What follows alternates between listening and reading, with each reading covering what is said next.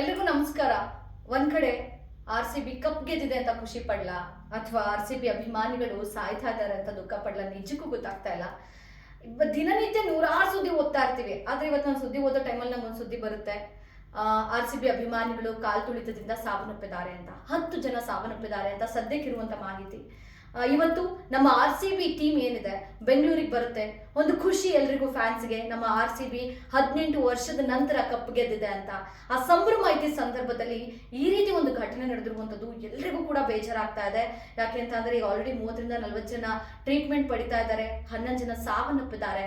ಇದನ್ನೆಲ್ಲ ನೋಡಿದಾಗ ಎಲ್ಲೋ ಒಂದು ಕಡೆ ಖುಷಿ ಸೂತಕದ ಛಾಯೆಯಾಗಿ ಮಾರ್ಪಾಡಾಗಿದೆ ಅಂತ ಹೇಳಿದ್ರು ಕೂಡ ತಪ್ಪಿಲ್ಲ.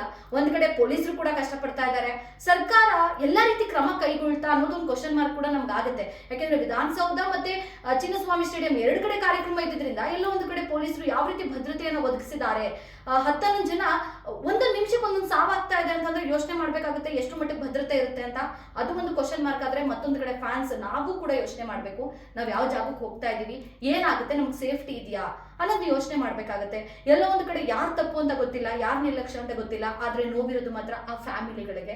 ಈಗ 10 ಜನ 11 ಜನ ಏನ್ ಸಾವನ್ನಪ್ಪಿದ್ದಾರೆ, ನನ್ ಮಗ ನನ್ ಮಗಳು ಅಥವಾ ತಂದೆ ತಾಯಿ ವಾಪಸ್ ಬರ್ತಾರೆ ಅಂತ ಯೋಚನೆ ಮಾಡ್ತಿರ್ತಾರಲ್ವಾ.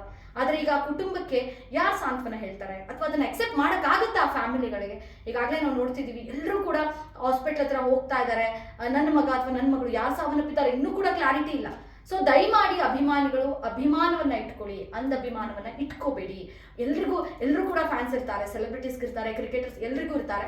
ಅಭಿಮಾನ ಇರಲಿ, ಅಭಿಮಾನ ಬೇಡ. ಯೋಚನೆ ಮಾಡಿ, ನಾವು ಇವತ್ತಲ್ಲ ನಾಳೆ ಅವ್ರನ್ನ ನೋಡ್ಬೋದು, ಆದ್ರೆ ಪ್ರಾಣಕ್ಕಿಂತ ಮುಖ್ಯ ಯಾವುದೂ ಅಲ್ಲ ನನ್ನ ಪ್ರಕಾರ. ಸೊ ದಯಮಾಡಿ ಎಲ್ಲರೂ ಎಚ್ಚರಿಕೆಯಿಂದ ಇರಲಿ. ನಾವು ಕೂಡ ಬೇಡ್ಕೊಡ್ತೀವಿ. ಈಗ ಆಲ್ರೆಡಿ ಆಸ್ಪತ್ರೆಯಲ್ಲಿ ಯಾರಿದ್ದಾರೆ, ಇನ್ನ ಸಾವುಗಳಾಗದು ಬೇಡ, ದಯಮಾಡಿ ಚೇತರಿಕೆ ಕಂಡ್ಕೊಳ್ಳಿ ಅಂತ ನಮ್ಮೆಲ್ಲರೂ ಪರವಾಗಿ ನಾನು ಕೂಡ ಪ್ರಾರ್ಥನೆ ಮಾಡ್ತೀನಿ. Thank you.